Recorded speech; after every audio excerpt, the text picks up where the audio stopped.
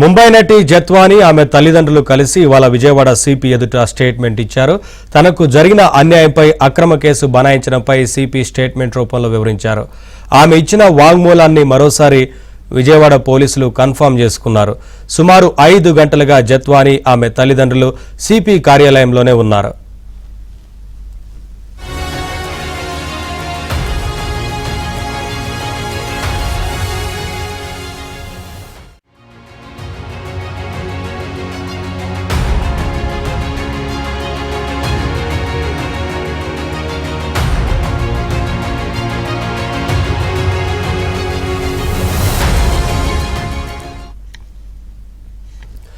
ముంబై నటి జత్వాని ఆమె తల్లిదండ్రులు కలిసి ఇవాళ విజయవాడ సిపి ఎదుట స్టేట్మెంట్ ఇచ్చారు. తనకు జరిగిన అన్యాయంపై అక్రమ కేసు బనాయించడంపై సిపి స్టేట్మెంట్ రూపంలో వివరించారు. అయితే ఆమె ఇచ్చిన వాంగ్మూలాన్ని మరోసారి విజయవాడ పోలీసులు కన్ఫర్మ్ చేసుకున్నారు.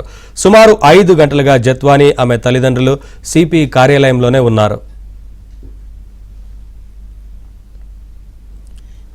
అప్డేట్స్ మా కరెస్పాండెంట్ సత్య సిపి కార్యాలయం వద్ద నుంచి లైవ్ ద్వారా అందిస్తారు.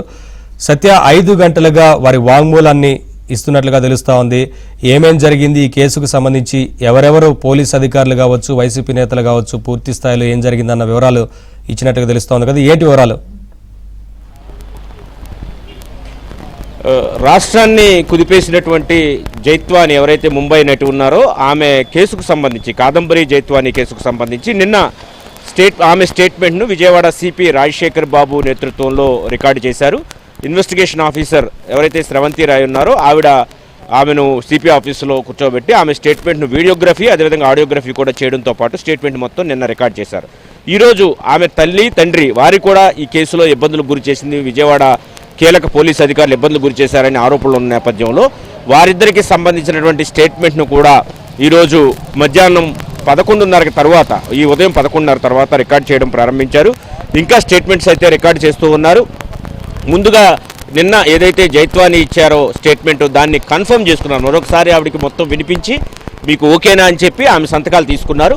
తరువాత ప్రస్తుతం ఆమె తండ్రి నరేంద్ర జైత్వానికి సంబంధించినటువంటి స్టేట్మెంట్ను రికార్డు చేస్తున్నారు. తర్వాత ఆశా జైత్వాని ఎవరైతే ఆమె తల్లి ఉన్నారో ఆమెకు సంబంధించినటువంటి రికార్డును కూడా, వాన్మూలాన్ని కూడా తీసుకోబోతున్నారు. అయితే ఈ కేసు స్టార్ట్ అయ్యాక ఎవరైతే నరేంద్ర జైత్వాని ఉన్నారో అతనికి వినికిడి సమస్య ఏర్పడింది, ఈ టెన్షన్ తట్టుకోలేక అని ఆమె ఇప్పటికే ఇచ్చిన ఫిర్యాదులో పేర్కొనడం జరిగింది.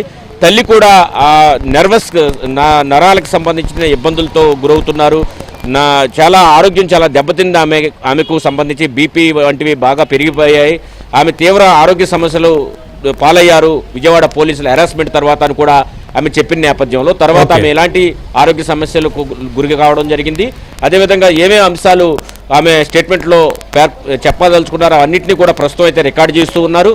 విజయవాడ పోలీసులకు సంబంధించినంత వరకు కూడా అప్పట్లో ఉన్నటువంటి ఇంటెలిజెన్స్ చీఫ్ పిఎస్ఆర్ ఆంజనేయులు, అదేవిధంగా రాణా టాటా, విశాల్ గున్నీల పేర్లు ప్రధానంగా చెప్పడం జరిగింది. వీరితో పాటు మరి కొంతమంది అధికారులు ఉన్నట్టుగా కూడా ఆమె చెప్పారు. నేను స్టేట్మెంట్లో ఇటు తల్లిదండ్రులకు సంబంధించిన స్టేట్మెంట్ కూడా రికార్డు చేసి ఫైనల్గా వారికి ఎఫ్ఐఆర్ కాపీ కూడా అందించే పరిస్థితి అయితే ఉన్నట్టుగా